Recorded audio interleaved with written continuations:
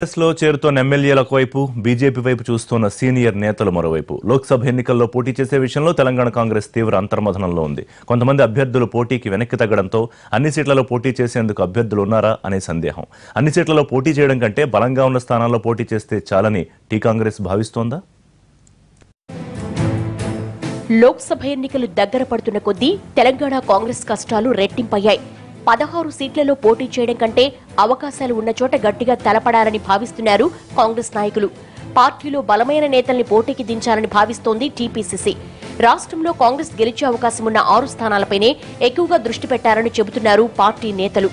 కాంగ్రెస్ ఖచ్చితంగా గెలుస్తాయని భావిస్తున్న స్థానాల్లో భాగంగా నల్లగొండ జిల్లా మీద ఎక్కువగా ఫోకస్ పెట్టింది. భువనగిరిలో కోమటిరెడ్డిని బరిలోకి దింపడం వెనక పార్టీ వ్యూహం ఇదే.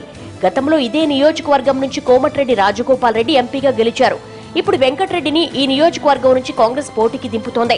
నల్గొండ ఎంపీ సీటుకు పార్టీ అభ్యర్థిగా పీసీసీ చీఫ్ ఉత్తమ్ కుమార్ రెడ్డిని ప్రకటించింది ఏఐసీసీ.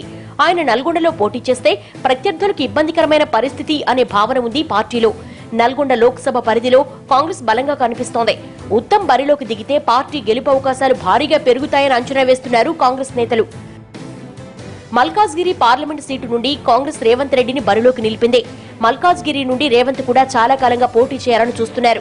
స్థానిక పరిస్థితులు కూడా తనకు అనుకూలంగా ఉంటుందని భావిస్తున్నారు రేవంత్. మల్కాజ్గిరి ఇప్పుడు పేరుకే పట్టణ ప్రాంతంగా ఉంది, కానీ వసతులు మాత్రం మారుమూల గ్రామీణ ప్రాంతాల కంటే కూడా అధ్వానంగా ఉన్నది. కాబట్టి ఆ ప్రాంతాన్ని అభివృద్ధి చేయాలంటే ఇవాళ హైదరాబాదు, సికింద్రాబాదు, సైబరాబాదు ఏ రకంగా అభివృద్ధి చెందినో మల్కాజ్గిరి ప్రాంతం పూర్తిగా వెనుకబడ్డది. కాబట్టి ఆ వెనుకబడ్డ ప్రాంతాన్ని పట్టణ స్థాయిలో స్మార్ట్ సిటీగా అభివృద్ధి చెందాలంటే అది కాంగ్రెస్ పార్టీకి ఓటు వేయడం వల్లనే ప్రయోజనం జరుగుతుంది. కాంగ్రెస్ పార్టీకి ఓటు వేయాల్సిందిగా విజ్ఞప్తి చేస్తున్నాం. చేవెళ్లలో సిట్టింగ్ ఎంపీ విశ్వేశ్వరరెడ్డి మళ్లీ బరిలో ఉన్నారు. స్థానికంగా ఆయనకు కొంత ఇమేజ్ ఉన్నా ఇప్పటి వరకు అక్కడ బలంగా ఉన్న నాయకులు ఇటీవలే పార్టీ మారడంతో కొంత ఇబ్బందిగా మారింది. అయితే విశ్వేశ్వరరెడ్డికి తన వ్యక్తిగత ఇమేజ్ తో పాటు పార్టీకి కూడా మంచి అవకాశాలున్నాయని భావిస్తున్నాయి ఏఐసీసీ వర్గాలు. ఖమ్మం పార్లమెంట్ సీటు విషయంలో ఇంకా స్పష్టత రాకున్నా రేణుకా చౌదరి పేరు దాదాపు ఖరారైంది. కూటమికి అనుకూలంగా ఫలితాలు వచ్చాయి కాబట్టి పార్లమెంట్ సీటు గెలవడం కష్టమేమీ కాదని కాంగ్రెస్ భావిస్తోంది. అయితే ఎమ్మెల్యేలంతా కాంగ్రెస్ నుండి కారెక్కడంతో హస్తం పార్టీకి నాయకత్వ సమస్య కనిపిస్తోంది. కాంగ్రెస్ ఆదిలాబాద్ సీటు మీద కూడా ఆశలు పెంచుకుంది.